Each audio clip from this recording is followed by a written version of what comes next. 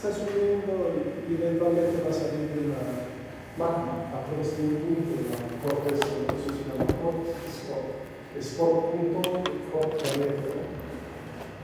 Y este dibujo en general se presenta, miren, aquí está Sudamérica, aquí está África, aquí está, bueno, los continentes.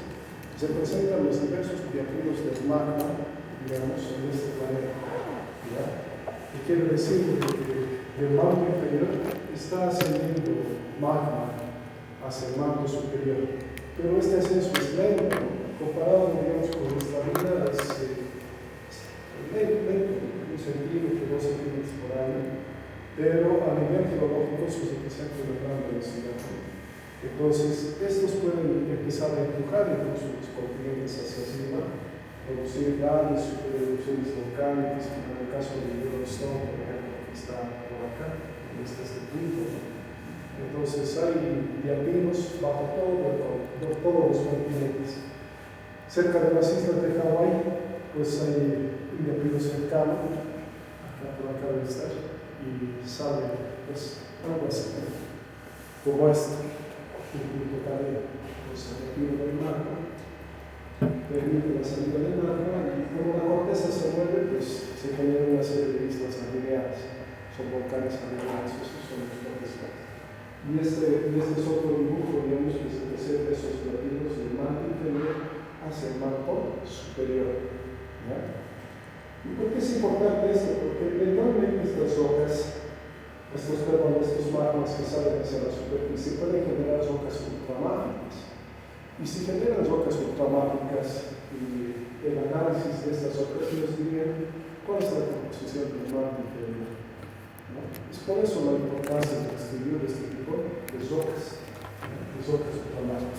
El proceso puede seguir, digamos, durante millones de años, es decir, que los afloramientos que vemos aquí en superficie pueden hallarse presentando un diapiro que estuvo presente hace millones de años. De todas maneras, es un indicio de cuál es la composición interna del planeta. Entonces, esto lo hemos indicado en la serie de Bohr. Las rocas ultramágicas generalmente tienen temperaturas muy elevadas, ¿ya?, en su formación, y generalmente están formados por minerales mágicos muy densos, muy pesados, como los olivinos y los ceros. Pero si hay algo en el magma, el anfibio puede empezar a cristalizar antes que el dióxido. Y el olivino puede llegar a formar una especie de mica que se llama orofita, una mica de alta temperatura. Y como minerales claros tendríamos plazas como la amatita o la perlita. Ya, pero en una escasa proporción. Miren en estos gráficos, olivino con el despacho parece improbable que pudiera existir una roca con olivino y que tenga una matrix entre el despacho. Sin embargo, en las rocas alcalinas, ¿ya?, existen rocas ultramágicas hechas de olivinos, piroxenos, verdes patrones y también despachos, aunque es de escasa proporción, en escasa proporción. Es un poquito en rocas alcalinas no se cumple la serie de Bohr. Bueno, hemos hablado de esto, que es una dunita, dijimos, ¿no? Es una roca que tiene más del 90% de olivino. ¿Qué son las peridotitas? Las peridotitas son rocas plutónicas, ultramágicas, que tienen más del 40% de olivino, 40% seguidos son peridotitas. Y las rocas ultramágicas que tienen menos del 40% de olivino se llaman piroxenitas, ¿no? Piroxenitas. Entonces, eso hemos indicado. Y aquí en este gráfico, evidentemente, hay una serie de nombres, ¿ya?, que ustedes los pueden después bloquear cuando hagan las muestras de rocas ultramágicas. ¿Listo? Este campo está la berrita, es una roca alcalina, porque tiene solamente piroxenos, prácticamente nada de piroxenos y olivinos. Y el solite está acá, y en cuanto todas las rocas del manto más o menos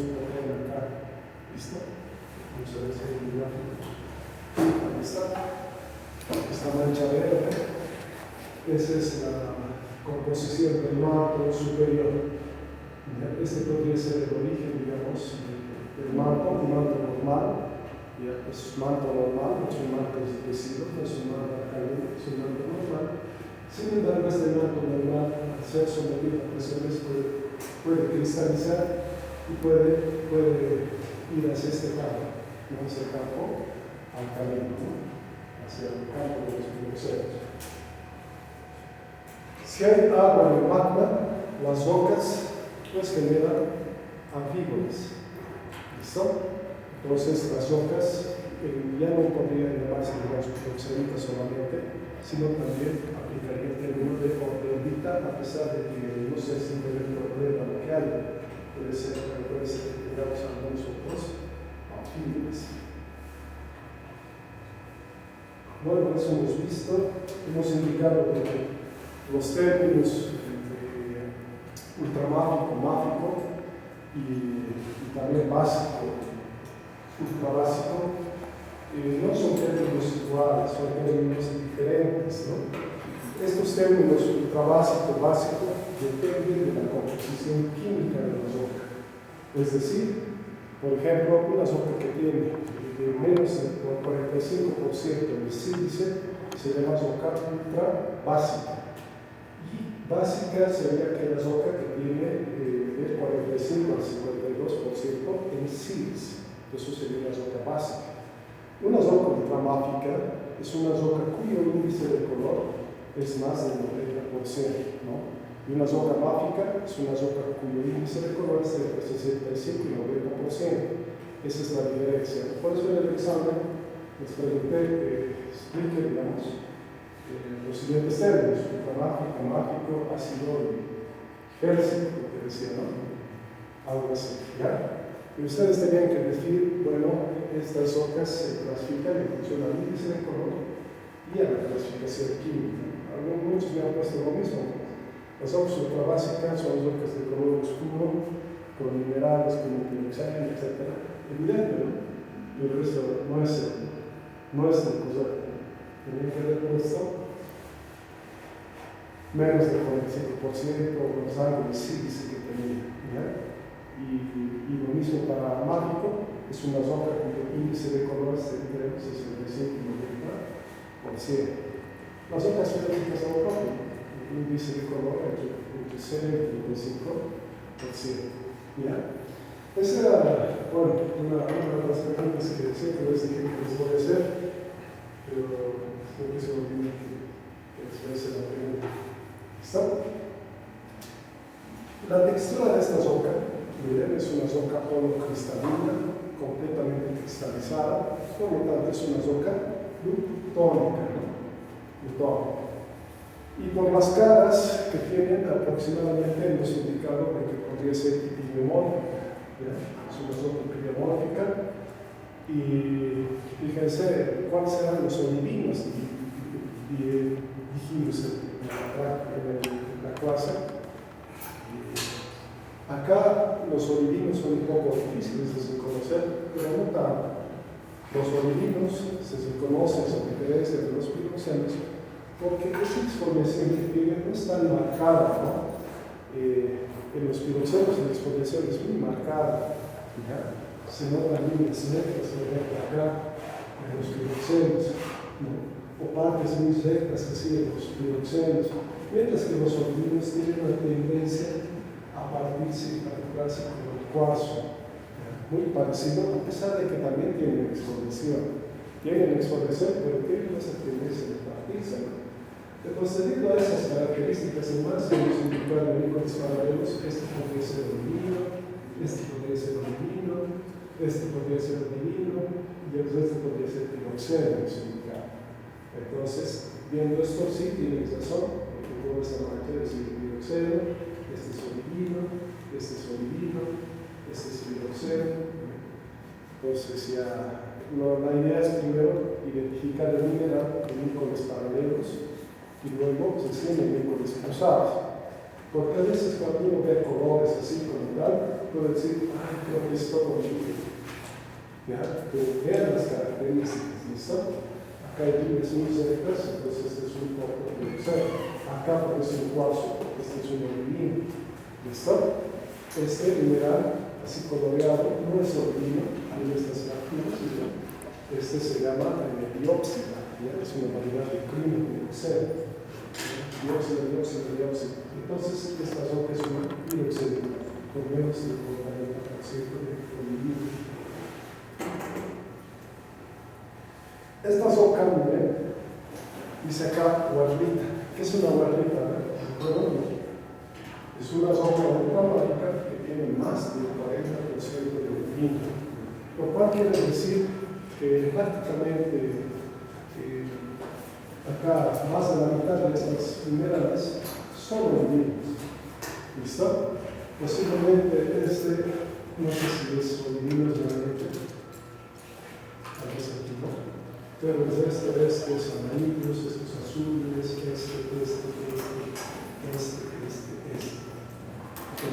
estos pequeños de acá, toda esa masa, son olivinos. ¿Listo? ¿Por qué se llama guarrita? Porque no tiene prácticamente ortopiroxeno. Prácticamente acá lo que tenemos son olivinos y crino piroxeno. Entonces, estamos en esta parte del triángulo. Ortopiroxenos acá, 100%, 0% de ortopiroxeno. Entonces estamos acá. Entonces la guarrita es una peridotita de crino piroxeno, ¿no? De crino piroxeno. Esa es la apariencia entonces de una guarrita. Como ven, es una zona plutónica, aunque el tamaño de grano no es igual. Podríamos decir que acá no podemos aplicar el término orgánico, tenemos que aplicar el término plutónico. Entonces utilizamos las categorías biomórfico, parimórfico o aletomórfico para las texturas. ¿Listo? Para las texturas, ¿sí? Entonces sería una roca de tipo biomórfico acá también. Indicábamos de que el aluminio es un componente importante de la corteza. El aluminio es un componente importante en la corteza continental. ¿Listo? Muchos minerales arcillosos tienen aluminio, por ejemplo el caolín, la cerámica que se hace con el caolín, cerámica fina, tiene bastante aluminio. Muchos minerales refractarios tienen aluminio, bastante aluminio, pero eso está principalmente en la corteza concentrada, ¿ya? En una proporción un poco más elevada que en el manto superior. Sin embargo, muchas veces parte de ese aluminio en el manto superior, debido a las presiones, gravedad y otros efectos del planeta, proceden a formar cristales de granate en el manto superior. Usualmente el granate es un mineral de tipo metamórfico. ¿Listo? Es decir, ¿qué tal si hagas una roca arcillosa? Por ejemplo, esto de la formación La Paz, que está acá, es arcilla, ¿no? Esa arcilla o un ladrillo, por ejemplo, que es una arcilla cocida, lo someto más a temperatura, se va a volver granate, ¿ya? Porque tiene mucho aluminio. Pero ese es un granate de origen metamórfico. En cambio, en el manto, el aluminio que procede el manto, debido a las elevadas temperaturas y a la presión, puede formar granate de tipo mantérico, eso se llama granate mantérico, ¿ya? Y no es un granate de tipo metamórfico. Y si el magma procede, digamos, de zonas profundas como el Copespot, acá, como estos de acá, procede de estas zonas muy profundas, puede arrastrar esos granates y cenolitos del manto hacia arriba, ¿ya? Porque son componentes cristalizados del manto que pueden ser arrastrados a través de estas zonas de puntos calientes y demás, o tal vez alguna zona de abertura de la corteza, ¿ya? Entonces tendríamos esos cenolitos del manto que se llaman cúmulos, ¿ya? Se llaman cúmulos del cúmulo, y pueden tener granates. Y si encuentran granates, les decía, es probable que inclusive tengan diamantes. Eso es una característica muy importante del manto.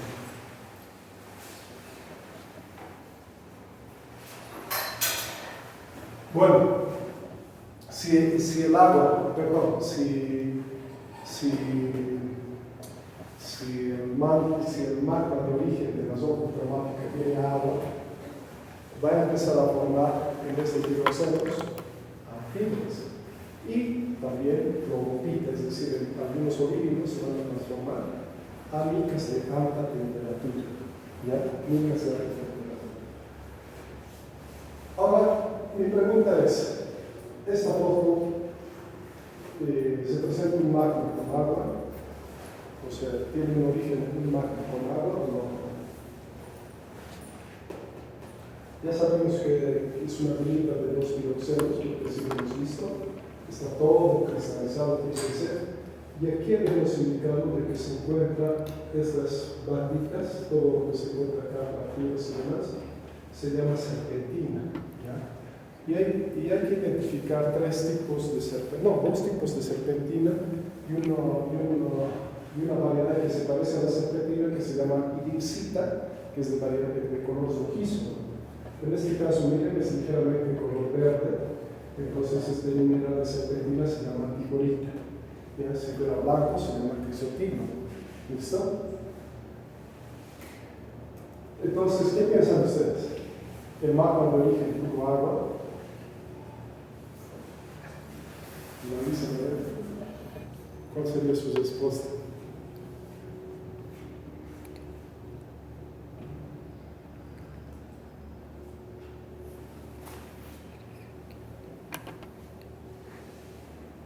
¿Qué dice la señora?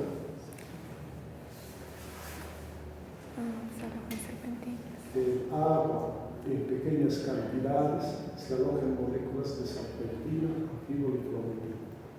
Primero, hay serpentina, que quiere decir que hubo agua en el mar, pero hay mucha agua, realmente. Hay anfíboles, no hay anfíboles. Hay micas, no hay micas. Es un magma en general casi anhidro, ¿ya? ¿Por qué? Porque tiene, en vez de anfíboles, hidrocelos. Y en vez de micas, tiene olivinus. ¿Listo? Entonces, de alguna manera, las micas y los anfíboles nos indican que el magma tiene abundante agua. ¿Ya? La serpentina es muy común, inclusive en magmas con poca agua. ¿Listo? Es común.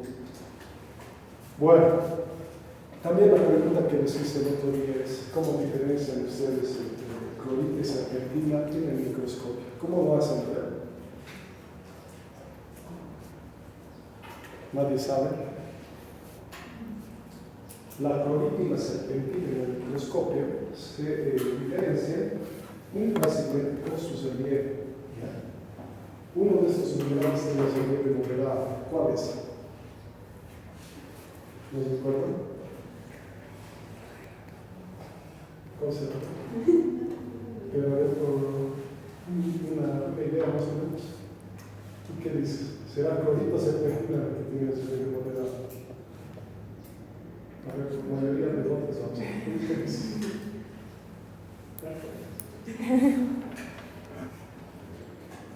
Porque los dos son verdes. ¿Ya? Pero ¿cuál es la diferencia? Simplemente es lo que nos relieve. Las serpentinas tienen relieve bajo y es por eso que se nota muy bien el relieve de los minerales como el olivino y los hidrocelos. Sobresalen en eso, el relieve. ¿Listo? Entonces acá lo que ven, acá, estas fracturas aquí, es serpentina, miren, aquí, serpentina. Aquí estos minerales, estas líneas un poquito más claras, son serpentinas. Serpentina. ¿Listo? Bueno, hemos indicado de que el WIBI indica que hay tres asociaciones importantes de rocas ultramáficas en el mundo y ya hemos indicado diques, intrusiones pequeñas con juegos alcalinos y las denominadas orgeolitas en áreas orogénicas. Eso también hemos indicado, Aquí hemos visto, miren, rocas ultramáficas de grano fino, ¿ya? De grano fino. ¿Esto qué significa grano fino? que hay una diferencia en el tamaño de grano, tiene ferrocristales y matrix en algún caso, ¿listo? Entonces son de grano fino, no necesariamente son rocas volcánicas, ¿ya? Pueden ser intrusivas. Les decía que hasta los años 80 se pensaba que no existían rocas volcánicas ultramáficas, por lo tanto todas eran o hipotizantes o plutónicas. Esta es la roca, esta foto es una roca hipotizada, parecía que tiene matrix, ¿no? Pero se puede ver una gran cantidad de minerales mesomagnesianos en esta masa. Estos son olivinos, y acá se pueden ver muchas venas de hierro, hidroxelos. Esta roca se llama giberita. Comparado con esta es una roca plutónica. ¿Listo? Miren la diferencia en textura. Esta es una roca plutónica, ¿ya? Y esta es una roca ¿de qué tipo? Hipopamizante, incluso parece volcánica. ¿Listo? ¿Ya? Entonces ya por la textura puedo darme cuenta que cuál es su origen, ¿no? Cuál está más cerca de la superficie. Esta está profunda, esta está cerca de la superficie. ¿Ya? Les hablaba de la zona ultramáfica de la Ipaya, que se encuentra en Chabamba, que fue estudiada por el doctor Rodrigo Iriarte en su tesis de grado. Si ustedes quieren consultar más, lean por favor su tesis, lean su tesis de grado sobre el magnetismo ultramáfico de esa región. ¿Listo? Bueno, como ya hemos hablado de eso, voy a pasar. Hemos hablado también de que zonas ultramáficas en Bolivia hay una franja muy importante, y ustedes que tal vez van a ir al Congreso lo van a ver. Esto se llama la franja del Rincón del Tigre. Aquí está la franja del Caballo, pero esta región de acá se llama el Rincón del Tigre. ¿Listo? En esta región afloran rocas mágicas y ultramágicas, preferentemente piroxenitas, y algunas de estas piroxenitas gradan hasta el campo de peridotitas, pero principalmente son piroxenitas. Entonces, esta es la presente acá. Aquí parecen franjas de lavas, de afloramientos, de diques, sils, de composición como piroxenos, piroxenitas y demás, que están plegados. ¿Ya? Y esta zona es muy importante en una búsqueda, digamos, de minerales como níquel, cromo, es decir. Entonces, esta es la imagen de satélite, aquí está, este está plegado, y ese es el perfil que hicieron en los años 80. Bueno, generalmente las rocas de grano fino, ultramáficas, actúan como pequeños cuerpos, como cuerpos hipotizales, como diques, sils, laconitos, orconitos, etc.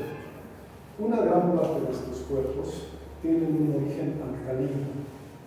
¿Qué significa alcalino? El magma de origen está subsaturado en sils. Por lo tanto, pueden tener feldespatoides y pueden tener algunos minerales que son indicativos del magma alcalino. Por ejemplo, la melilita. A pesar de que esta roca que se ve acá no es una roca ultramáfica, esto puede gradar a una roca ultramáfica. Este mineral que se ve acá, azul que parece plagioclasa, se llama melilita. Se llama melilita si es una roca volcánica, y melilitonita si es una roca plutónica, ¿no? Entonces, ¿qué opinan? ¿Esto es melilitita o melilitonita?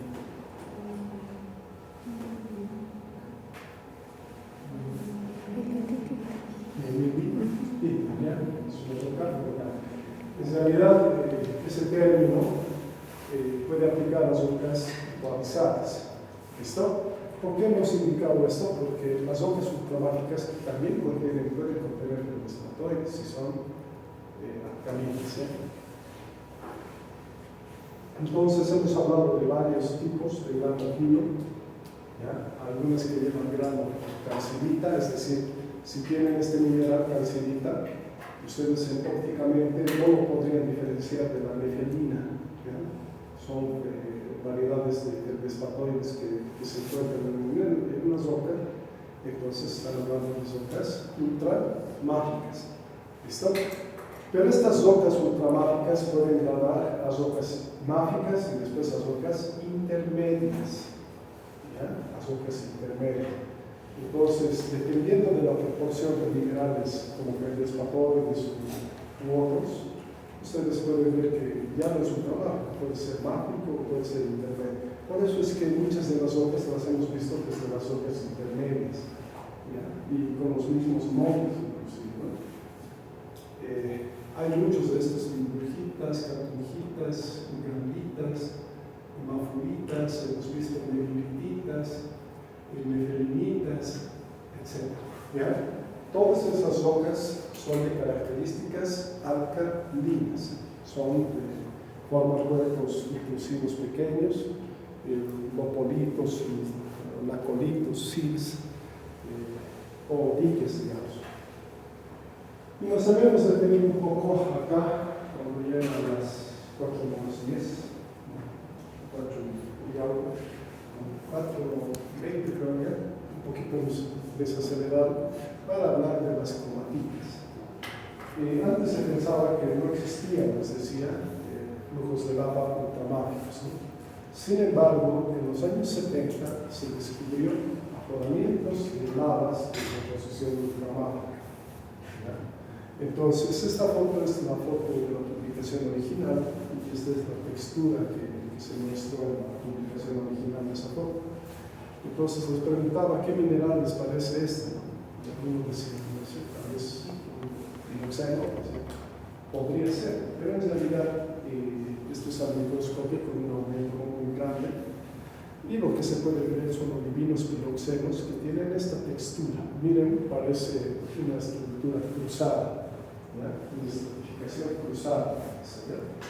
Es por eso que con esta estratificación cruzada pensaba que se trataba de una roca, ¿no? Ígnea, evidentemente formada, pero en un mar de magma, ¿no?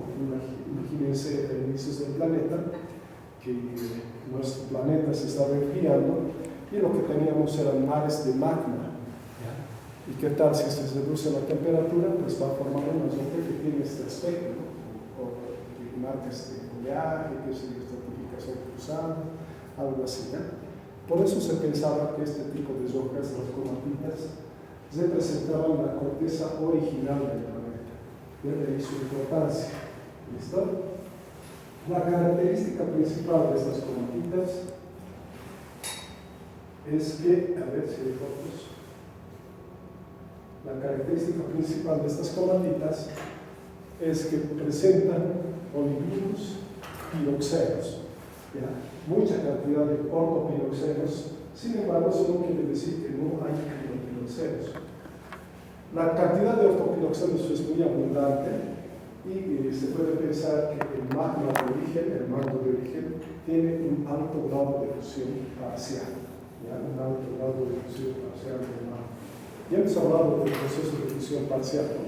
Si el manto tiene elementos cristalizados y estos elementos cristalizados empiezan a disminuir por un cambio en la posición del manto, diferencia de presión o elevación de temperatura, eso se llama fusión parcial, ¿ya? Entonces da origen a series toleíticas. Entonces acá tenemos, miren, cadenas de olivinos, piroxenos y clinopiroxenos acá. Este tipo de textura se llama spinifex. Spinifex. Eso nos indicaba otro día, ¿no?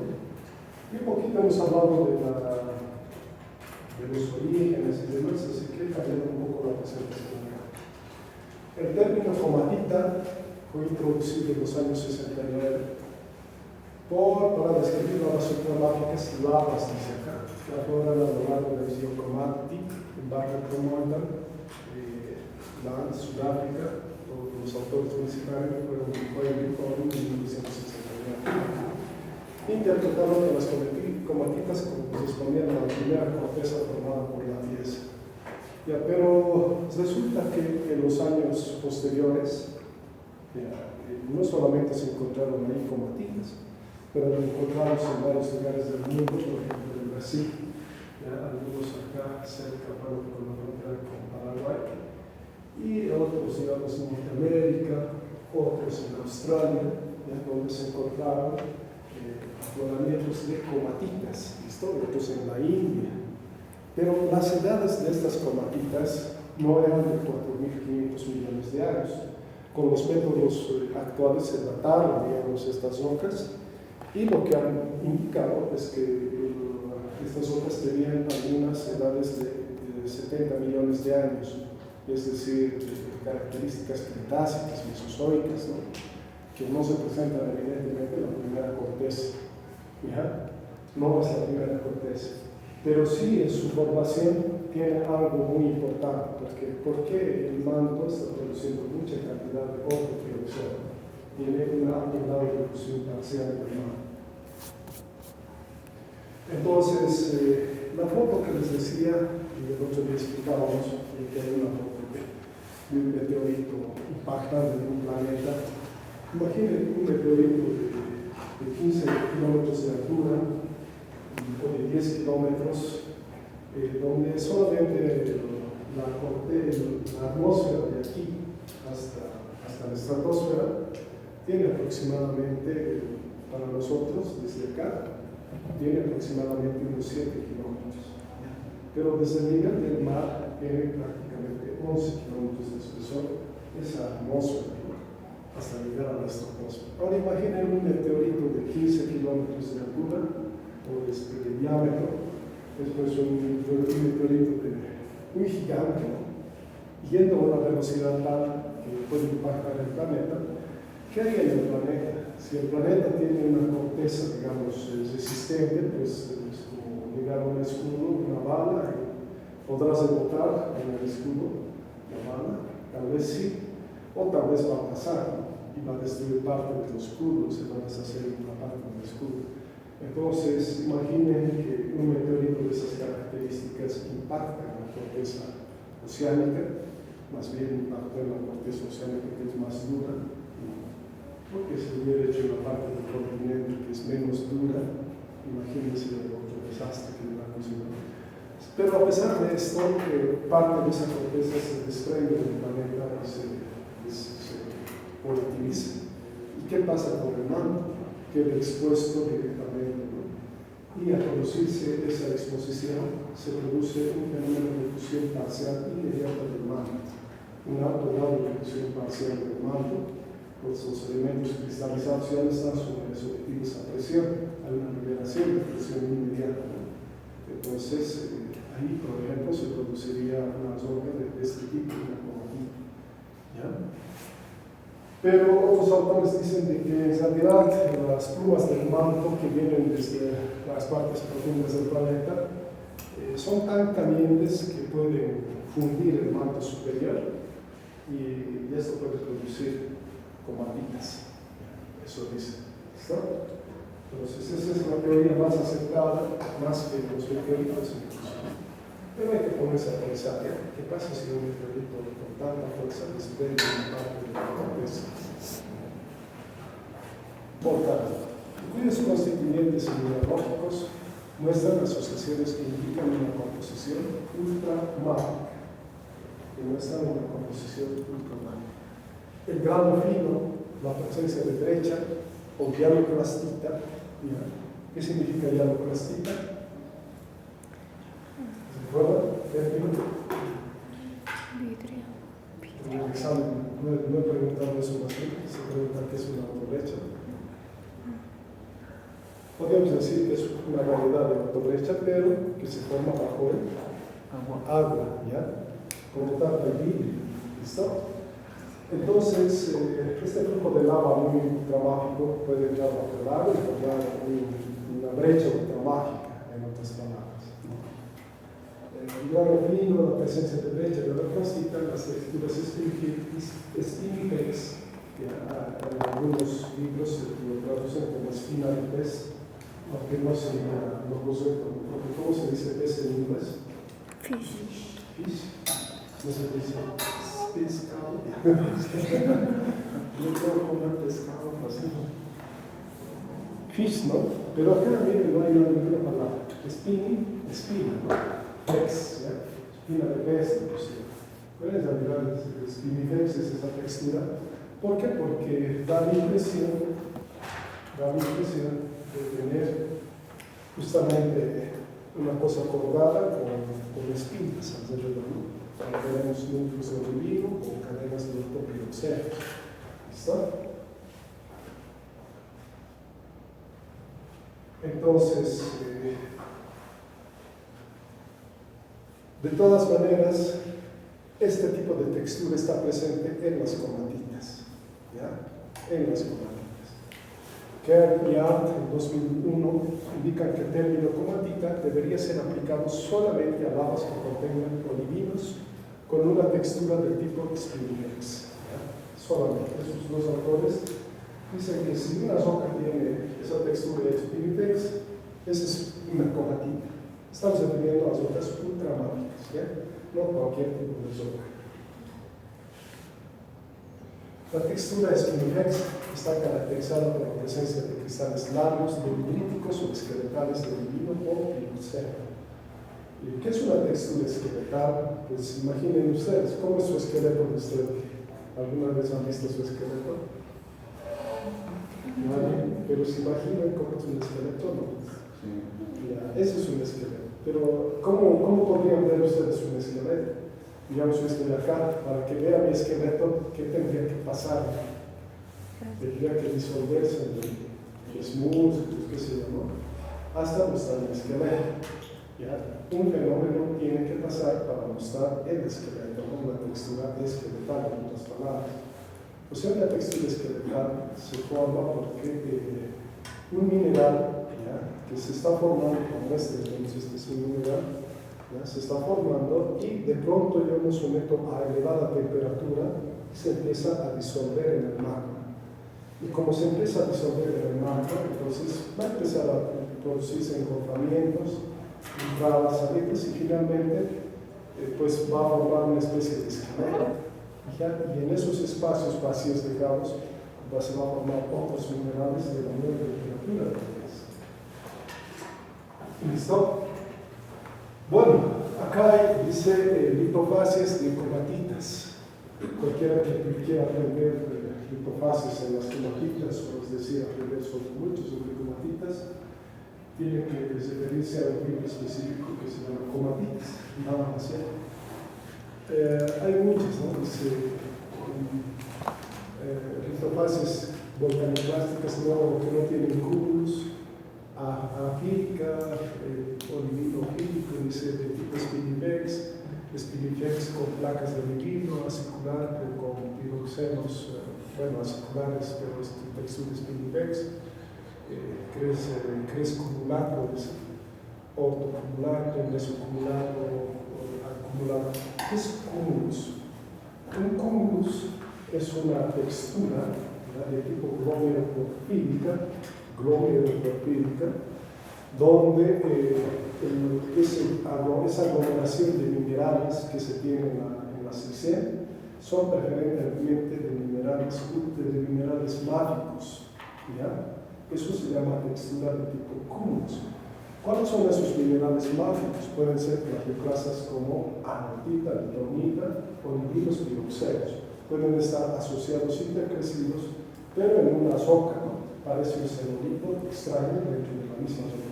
Eso se llama cúmulus, textura de tipo cúmulus. Algunos en inglés vienen cumulate y al castellano le dicen cumulado, ¿ya? Pero en realidad se llama cúmulus, ¿no? ¿Cierto? Bueno, no me voy a centrar en los detalles porque no es la finalidad. Las comatitas tienen olivino abundante, tienen cromita abundante, sulfuros de yeso níquel, ambos 54%. Otros minerales silicatos están restringidos a la matrix, entre los granos de olivino, como ser augita, cromita y vidrio en lavas sátilamente enfriadas, y augita con o sin ortopioxeno, pigiolita, plagioclasa, óxidos de yeso níquel, en cromita y en algunos casos cuarzo y anfíboles en lavas más lentamente enfriadas. Porque podría existir cuarzo, pues son lavas que proceden de una roca con un alto grado de fusión parcial del manto, ¿ya? En ocasiones, la serpentina, clorita, carbonatos como minerales de alteración son tan abundantes que es imposible distinguir si las rocas se trata de una comatita o no.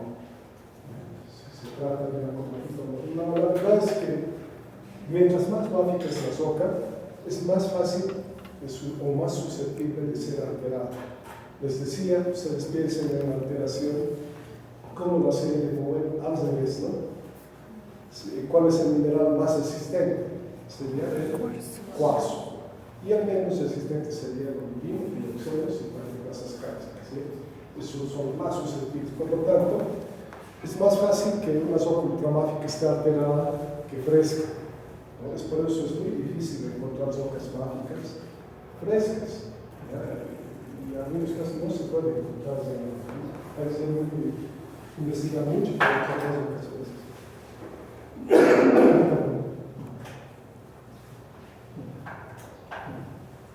Estas son afloramientos de comatita, una moneda, franjas de olivinos. El olivino se altera posteriormente a talco. ¿Ya? La meteorización puede producir talco.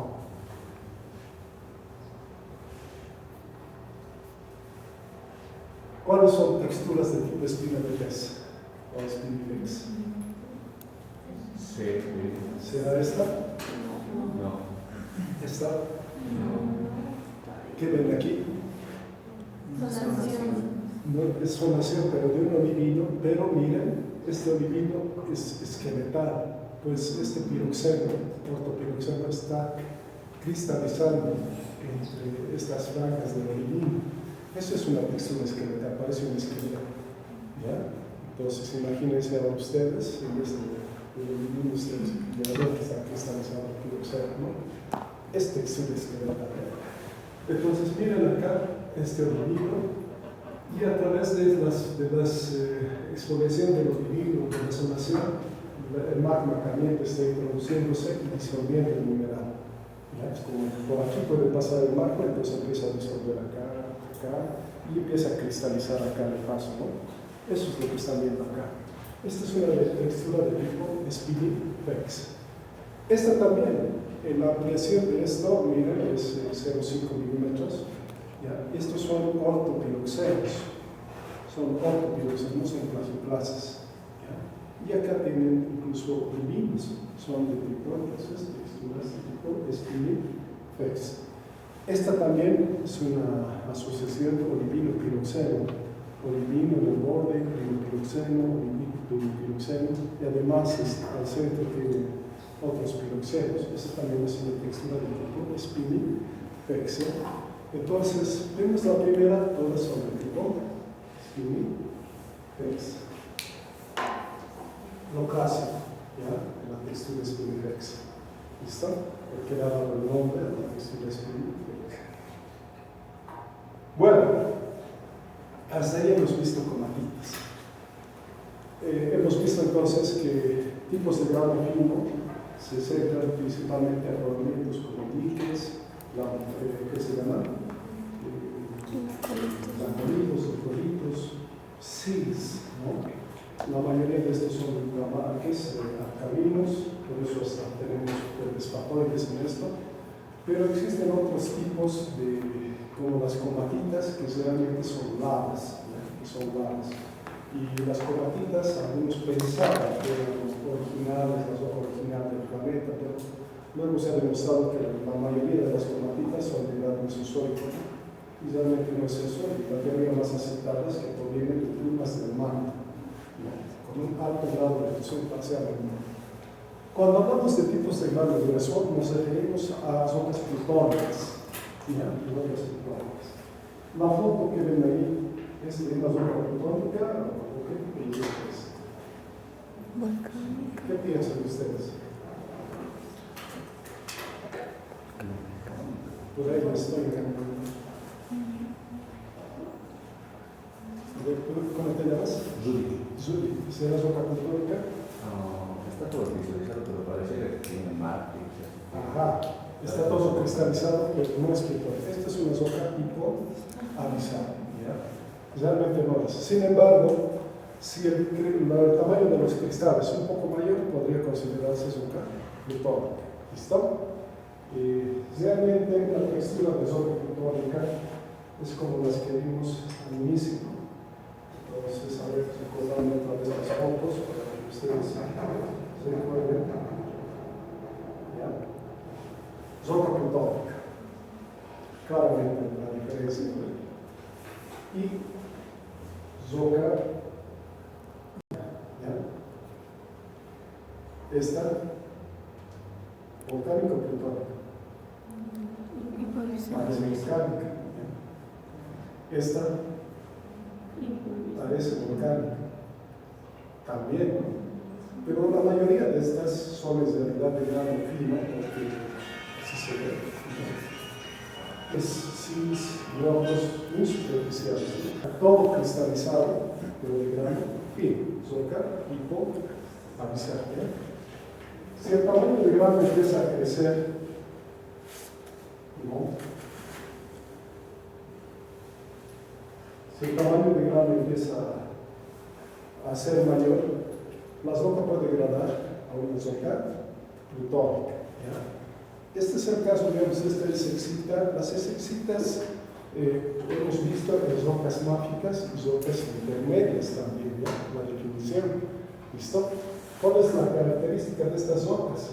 Pues pueden tener plagioclasas, como en este caso.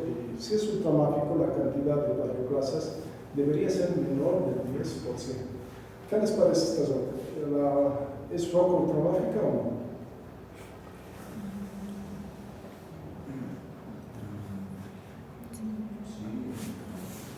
¿Cuál es el índice de color?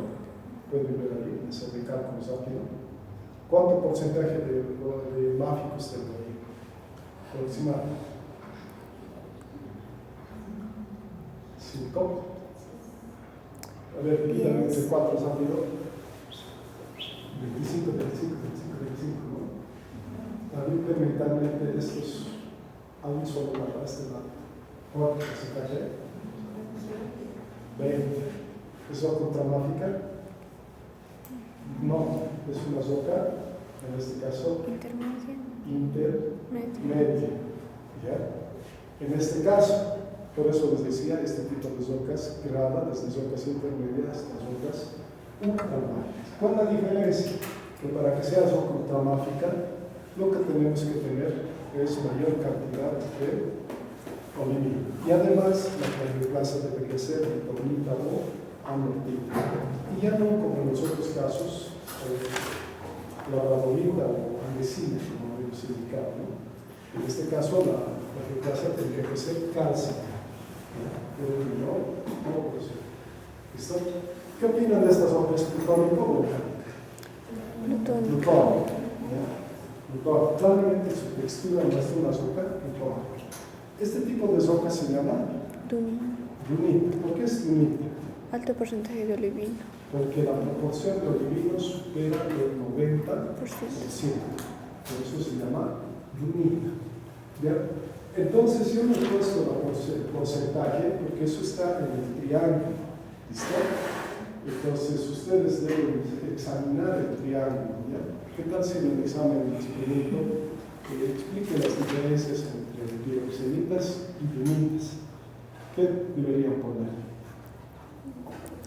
Dunitas tienen 90% elevado de olivino. La principal diferencia está en el porcentaje de olivino.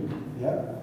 Las dunitas tienen más del 90% de olivino. Las piroxenitas menor del 40%. Menos del 40%. ¿Ya?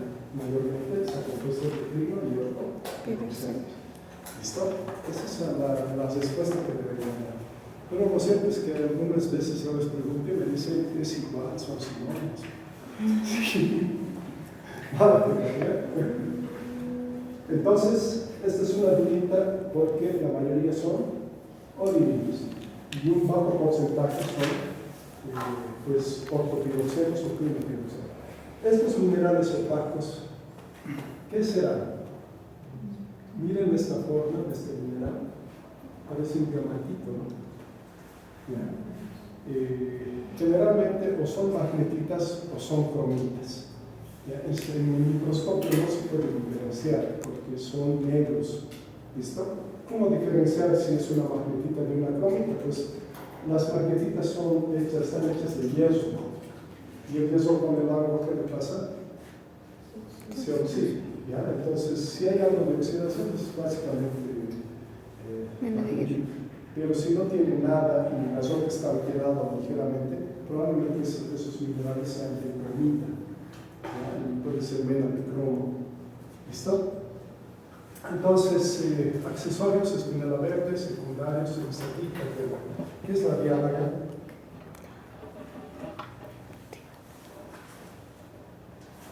Es una variedad de vino y oxalo.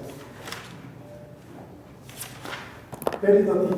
¿Qué son las peridotitas? Si las timitas tienen más del 90%, las peridotitas que entre 40 y del 40 al 90% del líquido, pero pueden tener piroxenos en cantidades variadas, ¿ya? Piroxenos en cantidades variadas. Eso no quiere decir que no tengan anfíboles o cromopita. Pueden tener, ¿ya? Anfíboles o cromopita. ¿De qué depende de la presencia de cromopita en anfíboles? De la hidratación. Muy bien, ya se están dando cuenta de la composición. Entonces, si ustedes describen, digamos, que hay anfíboles y demás, pueden concluir de que el magma de origen estaba hidratado. ¿Listo? Entonces, eso es importante, ¿ya? Porque lo que se trata con petrografía es ayudar a ver el origen del magma, ¿ya? El origen de las rocas. En esta fotografía se puede ver, evidentemente, con muchos minerales máficos. Estos son piroxenos, pueden diferenciar. Algunos de estos son olivinos, tal vez inclusive es un granate, por su alto relieve. Olivinos, tal vez granate. Pero acá se puede ver mucha serpentina, ¿no? Acá serpentina. Entonces, bueno, podría ser que esta es una peridotita con más del 40% de olivinos y el resto sería piroxeno. Es una zona orográfica predominantemente de olivino o los otros minerales isoméricos. Muy sencilla la explicación. Pero ¿dónde están las diferencias? Hay que examinar el diagrama. ¿Ya? Eso quiere decir que tienen que tener conocimiento de ese diagrama que hemos visto al comienzo. ¿Ya? Deben recordarse. ¿Ya? Peridotitas, más del 40% de olivino. Carsmurgita, si tiene ortopiroxeno. Versolita, si tiene ambos piroxenos. Y huervita, si tiene clino y ortopiroxeno. Esa es la composición del manto, generalmente lersolítico, manto normal, ¿ya? Por eso la mancha verde está acá. Esa es la composición del manto superior. Por eso, cuando ustedes vayan al congreso, seguramente van a escuchar las exposiciones de petrología. El origen del manto, de este magma, es un manto resolítico subcontinental. Pero primero entender qué es resolítico. ¿Ya? Si no, uno no entiende, no sabe. ¿No? Bueno, ahí está esto. Huervita con filopiroxenos. Carsmurgita con ortopiroxenos. Y la solita con ambos piroxenos. Entonces, esa es la diferencia. La huervita puede tener ortopiroxeno, pero en escasa proporción. Y cuando existe horrenda, es posible que el magma esté hidratado, como ahorita nos explican. Entonces, esta descripción es general, ¿ya? Es general. Ustedes deben de interpretar el diagrama. Lo mismo con las carsmurgitas. ¿Listo? Acá realmente hay más ortopiroxeno, plastema, cronícolas, livianos. Puede haber piroxenos. Y evidentemente, acá dice diálaga y ortopiroxeno. Aquí que le falta, en general, otros piroxenos. ¿Ya? Que le falta una descripción. Por eso no he hecho mucho énfasis en esto. Piroxenitas. ¿Qué serían las piroxenitas? son rocas ultramáficas cuyo porcentaje de olivino menor al 10%. menos del 40%. ¿Ya? Y realmente la mayoría de estos minerales debería ser dioxeros, ¿no? Ya sea dióxidos como en este caso, algo de olivinos, estatitas acá, entonces yo tengo clino y otro dioxero, se trataría de una ultramáfica llamada piroxenita. Roca, miren, la textura es de roca plutónica. ¿Se nota? Entonces empezamos. Textura de roca. Hipoabisal. Textura de roca. Spinifex. Volcánica. Ah, ¿Ya? Textura de roca. No, esa no. Acá. Esa. De tipo. No, en este caso es volcánico. Solamente he puesto la foto para que ustedes vean cuál es la melillita. La melillita es aquel mineral que se parece a las plagioclasas, pero tiene un tono azul y parecen magmas en realidad, pero no son magmas. Ustedes lo van a poder ver en la sección de este tipo volcánico, esa zona. Textura de tipo, esa sí es hipoabisal. Todo está cristalizado, pero digamos esta también hipoabisal. Listo, ¿no? Entonces, dije hipoabisal y abisal. Hipo significa más arriba. ¿Ustedes han escuchado el término epicentro en un sismo? sí. Y después el término hipocentro también. Sí. ¿Y qué es un hipocentro? Digamos, si aquí está la placa, se hunde aquí abajo se produce el sismo. La proyección hacia arriba de las ondas sísmicas se llama hipocentro.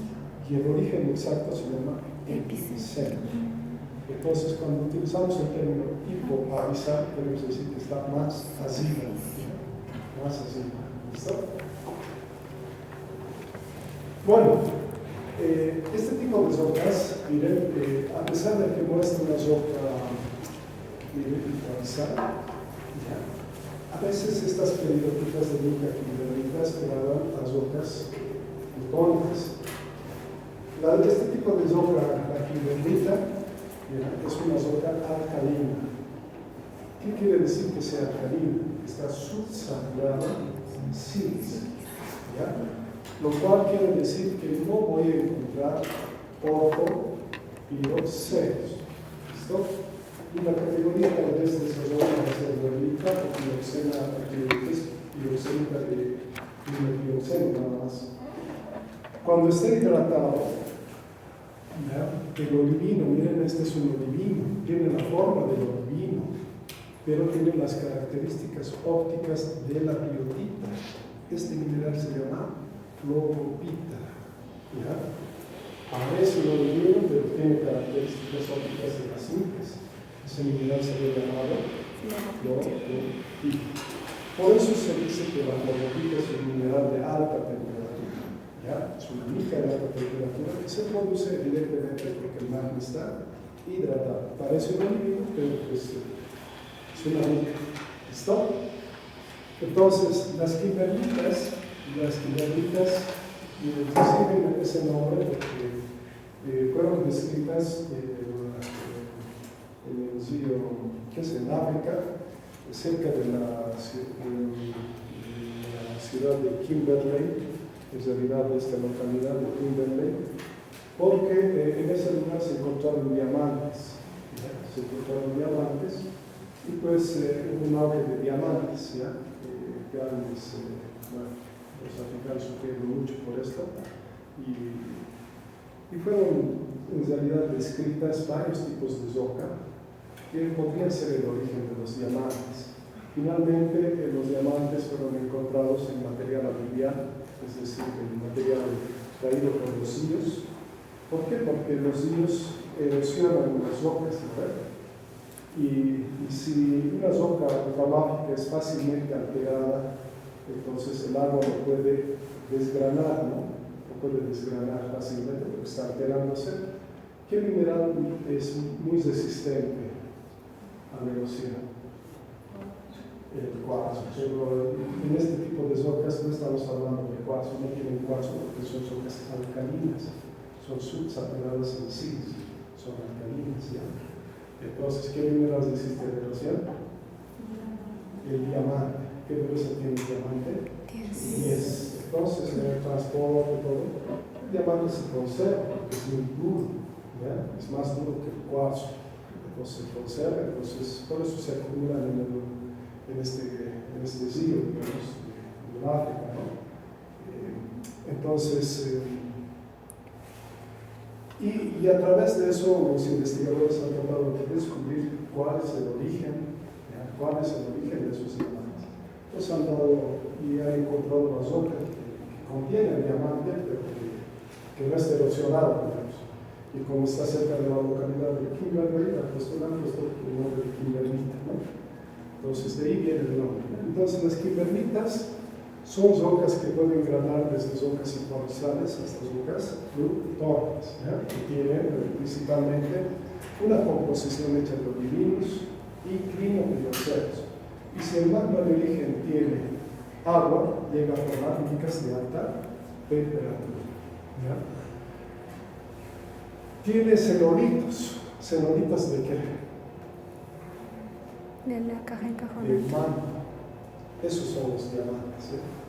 Son los elementos cristalizados del manto que son arrastrados por el magma hacia arriba, ¿no?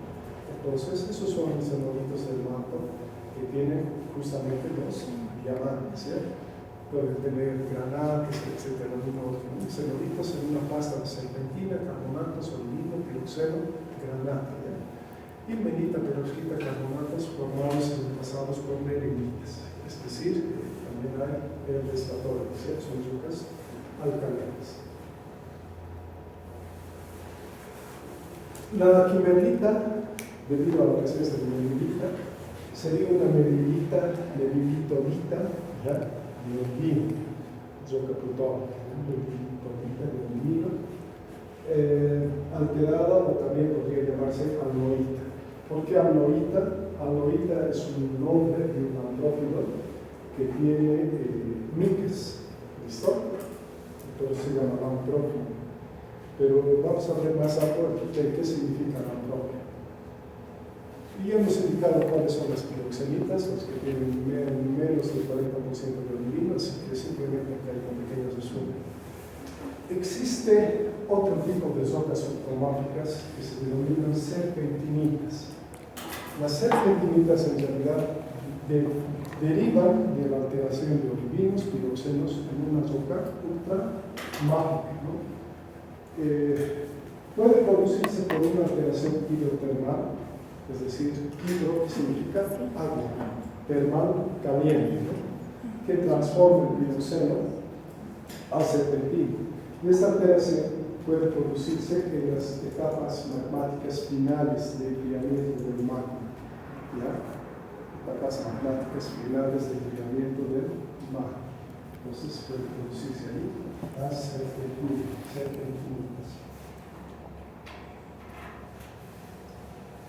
El resultado de la alteración hidrotermal de una roca ultramáfica rica en olivino y piroxeno, ya sea lunita, peridotita o piroxenita, sería una serpentinita. ¿Listo? Y existen dos formas principales de serpentina, fibrosa como el crisotilo y laminar como la criptolita. ¿Cuál de estos es verde?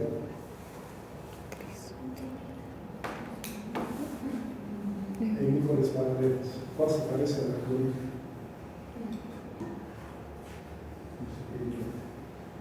Ya traigo su libro de qué para las prácticas, no trajeron, no les ha pedido el ingeniero que tienen que traer, porque tienen que traer, no solamente preguntarle a la universidad, ¿qué mineral es este? O al ingeniero, ¿no? Ustedes tienen que definir, ¿ya? Y tienen que saber y sospechar cuál es la composición de estos minerales. El libro que debe traerse es Mineralogía Óptica de Keck, ¿ya? Es el libro clásico que les enseña a la ingeniera, bueno, lo van a manejar. Si les ha hecho fotocopiar, no es para que lo hagan en su domicilio, Estas se traigan al laboratorio, ¿ya? Y se han hecho prácticas de óptica y tienen su algo, tráiganlo porque eso es importante. ¿Listo? Eso es importante. No solamente por la característica óptica, sino también por la composición. Ustedes deben sospechar, por lo menos sospechar, dije, la composición de los minerales. No es necesario que se aprenda, ¿no? A ver, por ejemplo, ¿qué composición tiene el granate? ¿Alguien se acuerda? Mineral muy pacífico, yo mencionaba César. ¿Cuál es la composición del mineral que más sospechan? A ver, del cuarzo. Es convexo, de feldespato. Casi tres subsignomoches. Entonces, ¿qué es potasio, ¿no? Potasio. Y de bandita, en vez de potasio, Na3, que sí,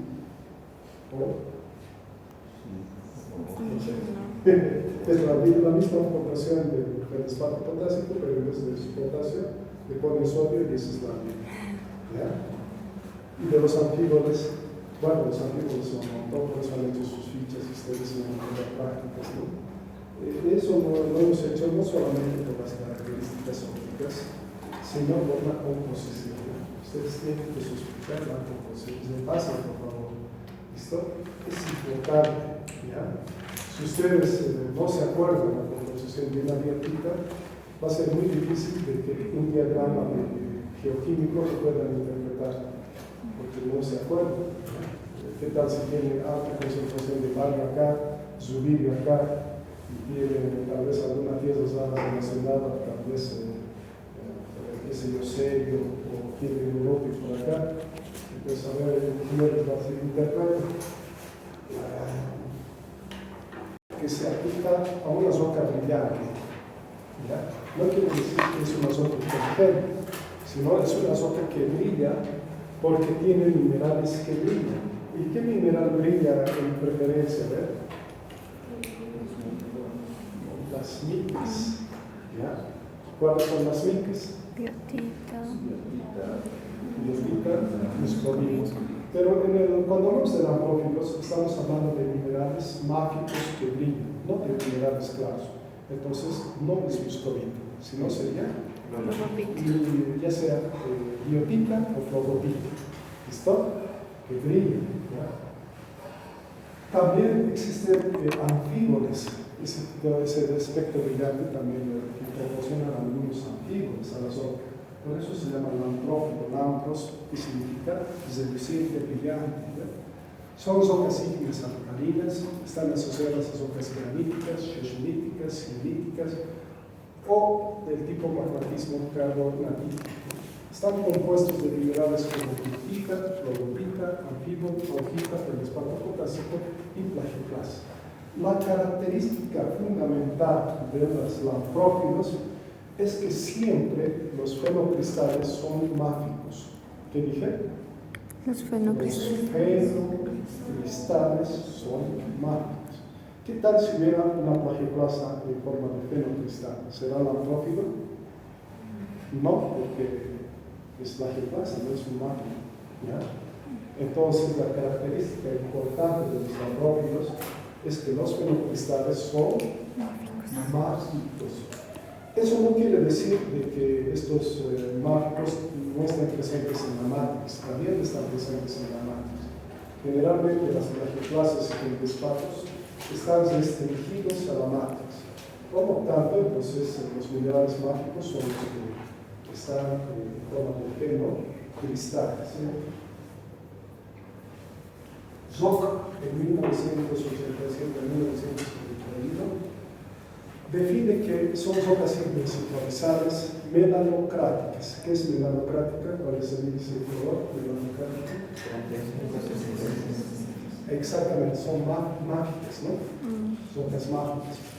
Con texturas porfiríticas, pero solamente fenocristales mágicos, ¿ya? Eso dice Zoc. Bueno, y eso es una característica importante.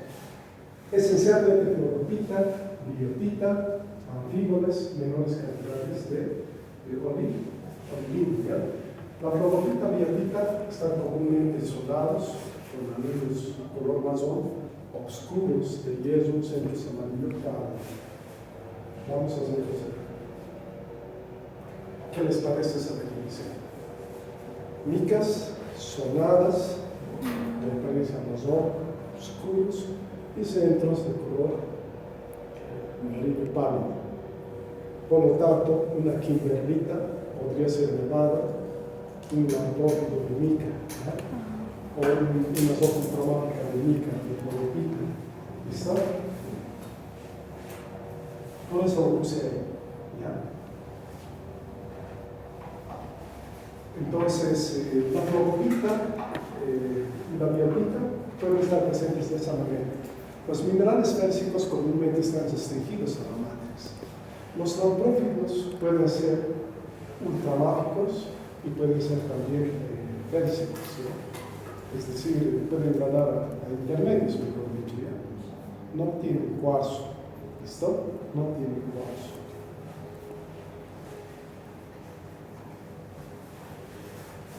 Los lamprófilos pueden tener senocristales de cuarzo. ¿Qué es un senocristal? ¿Qué significa seno? Con X. Significa extraño. Quiere decir que tiene cristales de cuarzo asimilados dentro de su máquina. Entonces, eso significa senocristal de cuarzo. En otras palabras, ¿qué tal si yo hago un análisis geoquímico? Identifico una roca con un semicristal de cuarzo o muchos semicristales de cuarzo que todavía no están disueltos ya en el mar. Pero encuentro la roca y hago el análisis. Debido a la presencia de cuarzo, en el análisis con sílice, como el cuarzo es sílice pura, va a disparar al campo de la sílice. Va a tener un alto porcentaje de sílice. De ahí que muchos lamprófilos han sido clasificados como rocas féricas incluso. ¿Pero por qué? Por este cuarzo, ¿no? Semicristal. Pero si analizara la roca original, es decir, la roca que no tiene semicristal, probablemente era una roca máfica o tal vez intermedia. ¿Listo? Y esa es la interpretación que ustedes deben dar, ¿no? Que este lamprófilo inicialmente es una roca máfica, pero contaminado con cuarzo. Es por eso que los análisis geoquímicos protegen el campo de las iberitas, ¿no? Así sería la interpretación de su tesis de grado, ¿ya? Entonces, de esa manera lo podrían hacer. ¿Listo? Los lamprófilos están caracterizados por floroquitas amontonadas y estructuras lobuladas debido a segregación tardía de fluidos comúnmente de composiciones cianíticas, es decir, de composición intermedia. Presentan vacíos dentro de la masa cristalina y contienen productos de la transformación intertermal. Clorita, actinolita, talco, celicita y ceolita. ¿El talco de qué mineral procede? Olivino. De olivino. ¿La celicita de qué mineral? Si no hay muscovita, ¿de qué mineral será? De las plazas o gentes bajas. ¿Y la clorita? Biotita. De biotitas, sí. ¿Y la actinolita? De piroxenos. ¿Actinolita qué es? Es una fibra, perfecto. ¿Y ceolitas? ¿Qué son las ceolitas? No, por lo menos la sospechada composición química son silicatos hidratados, ¿ya? Hidratados. Pueden tener la fórmula del cuarzo, pero con agua, o pueden tener algo de aluminio y algunos otros componentes. ¿Listo? Esta es la apariencia de un lamprófilo. Como verán, tengo minerales fenocristales, principalmente ¿de qué minerales acá? ¿Qué minerales? Así largo. Biotita. Biotitas, perfecto. Este mineral que está aquí en el círculo, ¿será un fenocristal? No. ¿Qué mineral podrá ser? Florofita. No. ¿Qué mineral es?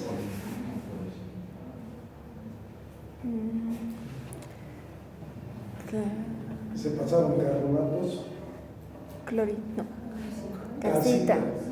¿ya? Calcita. Si es más coloreado, si el mineral es mucho más coloreado, seguramente tiene más magnesio, derivaría hasta dolomita. ¿Ya?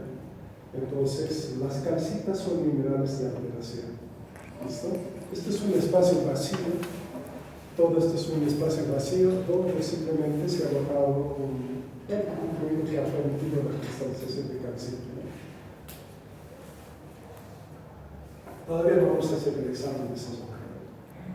Pueden existir como diques, sills, tapones, stocks, cuellos intrusivos asociados a brechas de exclusión. Muchos lamprófilos están asociados con granitos. ¿Ya? Y la verdad es que es un tema interesante, ¿no? Una roca intermedia, una roca ultramáfica, podría estar asociada a un granito, y especialmente si es de naturaleza alcalina, ¿cómo puede estar asociado a una roca alcalina como un granito? ¿Ya? Entonces es interesante. De ahí que el estudio de estos lamprófilos se hace, lleva varios criterios. ¿Ya? De esta manera, un autor antes de hablar de esta clasificación, por ejemplo, Nicolás Zoc en 1991, propone esta clasificación. ¿Ya? Lamprófilos xoxolíticos, lamprófilos calcoalcalinos, lamprófilos alcalinos y lamprófilos ultramáficos. ¿Listo? Lamprófilos ultramáficos. No sé. ¿Dónde está? Se fue. ¿Dónde está? Lamprófilos ultramáficos. Eso lo pone Zoc, ¿ya? Lamprófilos xoxolíticos. Después, ¿qué dije? Calcoalcalinos, alcalinos y ultramáficos. Ultramáficos. Pero miren, el término calcoalcalino y alcalino son dos términos opuestos, diríamos nosotros, ¿ya? Porque cuando hablamos de alcalinos, estamos hablando de rocas subsaturadas en sílice. Y cuando hablamos de términos calcoalcalinos, estamos hablando de rocas sobresaturadas en sílice. ¿Ya? ¿Cuál puede ser esa diferencia? ¿Por qué puede haber dicho ese autor eso? Lo que sucede es que muchos de estos lamprófilos tienen senocristales de cuarzo. Y si ustedes hacen el análisis geoquímico, ¿dónde va a plantear el lamprófilo? En el campo alcalino y no en el campo alcalino, ¿ya? Por el exceso de sílice que tiene, si es que no han visto que son senocristales, ¿ya? ¿Qué tal si solamente ven este es un lamprófilo, lo llevan al análisis? Esto sí de la sección de grano. Entonces van a interpretar tal vez de una manera diferente a lo que deberían haber interpretado. Rosenbusch clasifica los lamprófilos de esta manera. Por este lado tenemos gráficos presentes y por este lado minerales claros presentes. ¿Ya? Los minerales claros pueden ser ortosa, plagioclasa, o estar sin feldespatos, pero también podrían tener feldespatoides. ¿Está? Una roca que contenga biotita, principalmente biotita, no quiere decir que no tenga piroxenos o anfibios, pero principalmente biotita. Con una matrix de ortosa, la roca se llama mineta. Dice aujita acá porque puede tener en la matrix aujita. ¿Ya? Una roca que tiene biotita y plagioclasa, la roca se llama quersartita. Una roca que tenga biotita y sin feldespato se llama anorita. ¿Qué decía de las criminalitas? Es una anorita con virus, no es una roca. Orblenda con partes de ortosa, la roca se llama boguesita. Orblenda con partes de plagioclasa, la roca se llama espesartina vinita. Una roca que tiene piroxenos o anfibolo alcalino, la roca se llama barqueriquita, vineta sólica, y dependiendo, digamos, si hay, que se llama, mucha orblenda, se llamaría boguesita sólica. Bobecita sola. Y si tiene piroxeno con plagioclasa, se llamaría camphorita. Sin feldespato se le llamaría muy chiquita y tendría que tener un mineral que se llama amancina, es decir, también puede contener algo de desaparece también. ¿Ya? Miren ahí abajo, dice, Stratesen en 1979 dice que los lamprófilos pueden ser alcalinos, con camphorita muy chiquita ahí, o carboalcalinos, mineta, bobecita, creosantita, especificativa.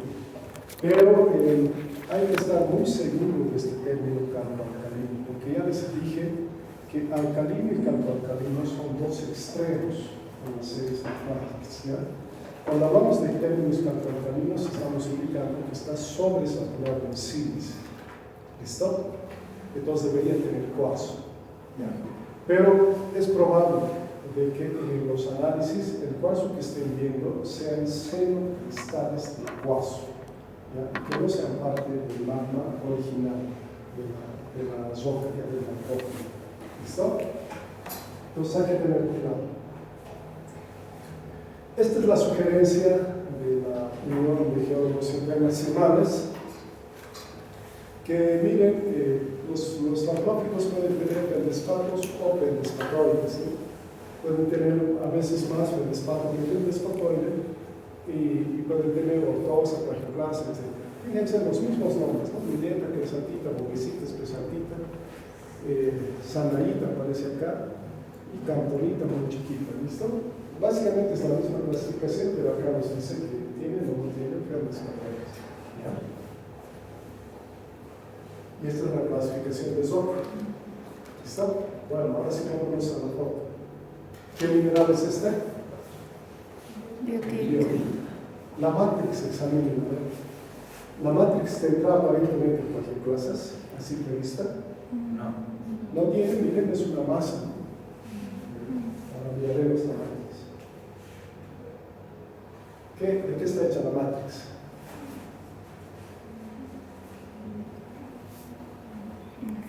Feldespatos. ¿Qué mineral es este? Esta masa. Son feldespatos, feldespatoides en este caso. ¿Ya? Este tipo de roca se llamaría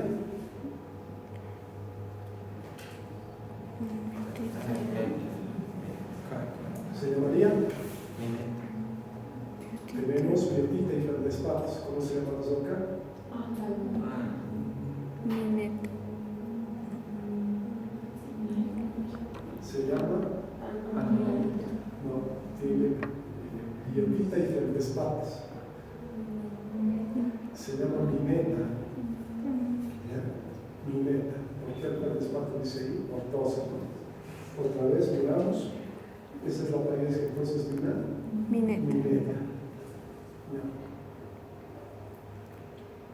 Estas rocas se llaman, miren, tengo fenocristales solamente. Primero examinaremos si es lamprófilo. Tengo minerales fenocristales solamente ¿de qué? ¿Qué son esos? Piroxeno, son agujitas. Son agujitas. Y la matrix está hecha de Plagioclasas. plagioclasas. ¿Cuál es el nombre de la roca?